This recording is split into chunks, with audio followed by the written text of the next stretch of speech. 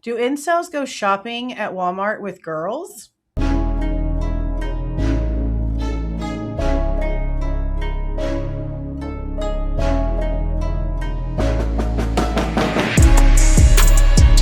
Hey guys, this is Jules with True Crime Reactions. Disclaimer. Everything stated in this video is my opinion and my opinion only. And just like everything else in these cases we discuss here on this channel, everything is alleged. Okay, so you guys that have been here for a while know that right before Christmas, the Walmart surveillance footage from the Pullman, Washington Walmart was sent to me, but I couldn't get the files open. We had a lot going on with the 1112 King Road footage, being silent, having to pay additional money just to end up getting mute silent video, which by the way, I have an update on that. Stay tuned to the end.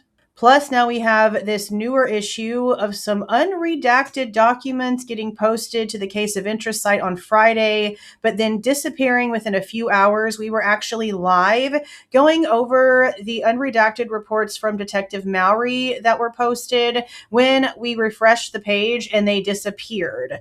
Now, thank you to the person who sent me a Google Drive link to all of the actual documents. I don't know if the person is okay with me calling like their name out, but thank you. You know who you are. Let me know if you're okay with that. I have no problem shouting you out actually, but thank you again for sending me those. I noticed that in my inbox this morning.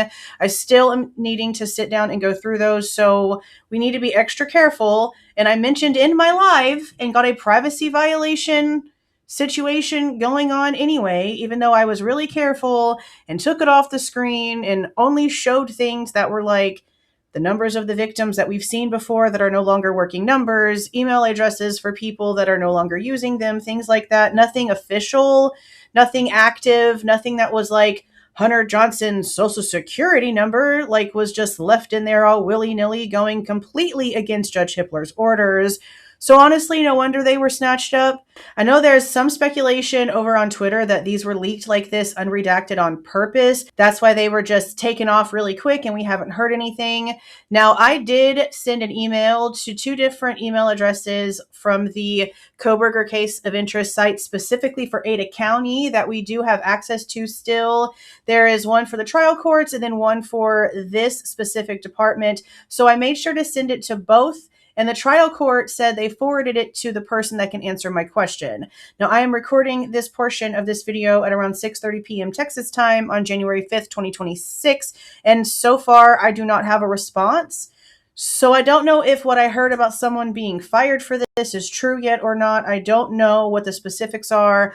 I just, again, know that, again, at this point in time of me recording this, the documents, unredacted or not, have not been placed back on the Idaho Case of Interest website.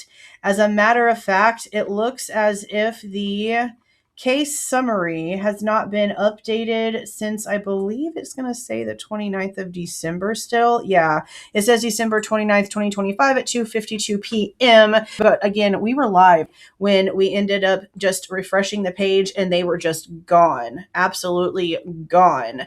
But today I got to sit down and go through the Walmart surveillance footage. Let me show you what I found. So what I'm going to show you here, and I'm just going to talk over the video because there's no audio in any of the Walmart footage, by the way. This is Bryan Kohberger walking in to the Pullman, Washington Walmart with what looks to be an Asian female, maybe Korean female. We know for a fact that someone that fits this description was a part of Kohberger's life while he was at WSU. He shared an office with a Korean girl. We also know that there was a woman that fits that description, that, again, her name is out there. I'm not going to mention the name here. If you know about her and you know her name, cool. But even if you don't know her name, you've heard of her before. You just probably maybe don't realize it's all the same person. The story that came out, and I believe mainstream twisted this like they normally do, and honestly, my brain wants to say Nancy Grace did the twisting, and then it was, of course, Mockingbirded everywhere. I'm not really quite sure. If you know the origin of this, please let me know down in the comments. But The story of the girl who had her apartment broken into, and then Bryan Kohberger helped her with surveillance cameras, where they then tried to say that he's the one who broke in and he somehow knew she was going to ask him, and he was actually spying on her through the cameras because he had access and blah, blah, blah. That's something being made up. The story from everything that we have seen so far is that she did apparently like Bryan Kohberger. He didn't technically feel the same way towards her. He just wanted to be friends with her. And at some point, her apartment had been broken into, apparently. And she called Bryan Kohberger over that night, and he stayed the night at her apartment. Apparently, it was completely platonic. Nothing happened between the two of them. But because she was apparently too frightened to be alone, he stayed the night with her at her apartment. Now, when Chief Jenkins came out and was asked about this, he said no report about a break-in or anything about stuff being missing or anything like that was ever filed with them, with the police. Nobody knew about it. So it was something that just happened. She didn't tell anyone of authority. She just called her friend Bryan over to come and stay with her because she felt safe around him. That's what you normally feel towards the person that you're calling over to help you in a vulnerable moment, safe enough around them to allow them in at that time frame. Now, we did hear a lot about this when it came to the Dateline episode. Now, again, we can't really trust everything that Dateline said in that episode, but we do have to take into consideration the fact that that episode and the information that came out in it triggered a leak investigation in this case that caused a special investigator to come in, special prosecutor to come in, and it's been going on for months now. We are now in January 2026.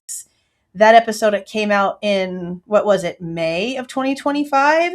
And we still have no answers, no updates or anything in that case. The last thing that we heard about it was in an interview with Bill Thompson, where he was just asked about it. And he was like, yeah, that's still happening and blah, blah, blah, blah, blah. But we haven't heard a word.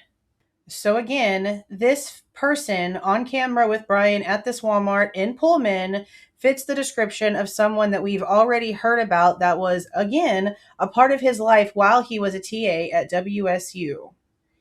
They hung out together after school, at school. Obviously, they're here shopping together. There's no telling what else they did together, how many other times they were at other places together. This is a completely normal thing. So, of course, when it comes to what you're seeing on screen, I know that a lot of you recognize this when it comes to what was shown from mainstream media.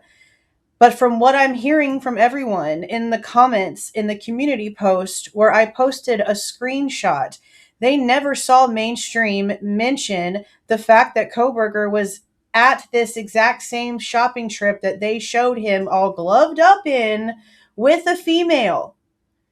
That tells you right there how shady and deceptive and cherry-picked the narrative on the mainstream media forefront is. It's disgustingly deceptive. And for what? And for what? Because it doesn't fit their incel theory. It does not fit the incel theory for him to be out hanging out with a girl at night. Oy vey. They just could not allow it, could they?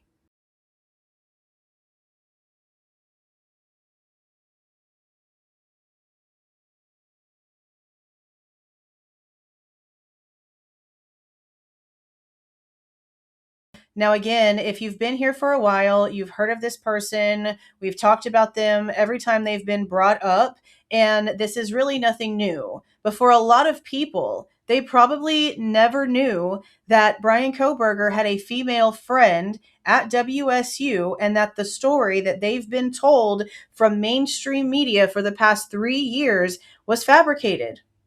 And again, this is December 2nd, 2022. This is after the crimes. This is not disturbing behavior. This is not strange behavior. This is normal. And I mean, look at the other people as the camera is rolling, not just in this one, but when I put the rest of it all together the way that I always do and post all of it raw, you're going to see all kinds of people are wearing dark long sleeve shirts with gloves, even as they're walking inside of Walmart, holding on to their baskets or going up to the register. Several people have gloves on just like he does.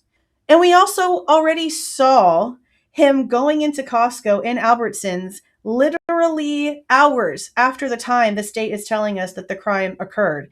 And he is in a light colored pastel green button down shirt and no gloves whatsoever to be seen. But the mainstream media took bits and pieces of this footage and showed you only what they wanted to show you. I'm only doing that to make a point. But you also know what's coming after this. All of it. Plus a link to where you can get access to it yourself. Now, I will say the reason why I am taking so long to put it up now that I have had access to it, and I have already mentioned this before in a community post that is still very much on the channel. I wanted to make sure that there was no noticeable children in this footage. So far, I have only found one portion that has a recognizable, maybe 6 to 7-year-old little girl, and you can see her face for like a split second. So out of all of it, so far, it's just the one. So I'm glad that I did take the precaution, but that portion will be the only portion of the footage that I post that I blur out or put a black something over it or completely block out. I'm not going to edit it out to where the screen is a different size, but I'm going to completely cover that area. But normally I don't touch these. Normally I do nothing to them, but again, put them together the best I can when they're never in order. And then if there's volume from 100 to 200 and I do nothing else besides try to get it downloaded in 4K if I can. But again, I wanted to show you guys this because the mainstream media wouldn't tell you this. They're going to tell you that he orchestrated a break-in to try to persuade her, to get him to put cameras in her apartment just so he can spy on her and all these horrible things that they have no proof of. They'd rather lie to you than just be honest about simplicity and normalcy. It's really wild. But again, it goes against their incel theory, so of course. Now, I do have an update, like I said, with the 1112 King Road footage issue. I received an email today from the Moscow Police Department person that I deal with when it comes to the FOIAs, and they asked if I could meet with the city attorney for 15 minutes on a phone call on January the 9th. So I'm going to get my basic bullet points together with all of the things that I need in order to explain the reason why there's issues with us being told that the 1112 King Road camera footage for the time frame of the victims all getting home is silent. We know for a fact that that's not true because we have 5 minutes of that so-say silent footage in which there is a horrible scream at 2:27 in the morning. It's actually really crazy because the last 5 minutes of the silent footage that they're telling us they have no other copies of is the very first 5 minutes of the footage that we got from them when they first responded to the FOIA. And then they made us pay additional money, even though they made a mistake that they very much admitted to in a recorded phone call was their mistake. Even with admission, they made us pay almost another $200 just for them to send us footage with no sound. It's been quite the journey, but I will let you know what's going on as soon as I get off the call with the city attorney on January 9th. It's set for around noon my time.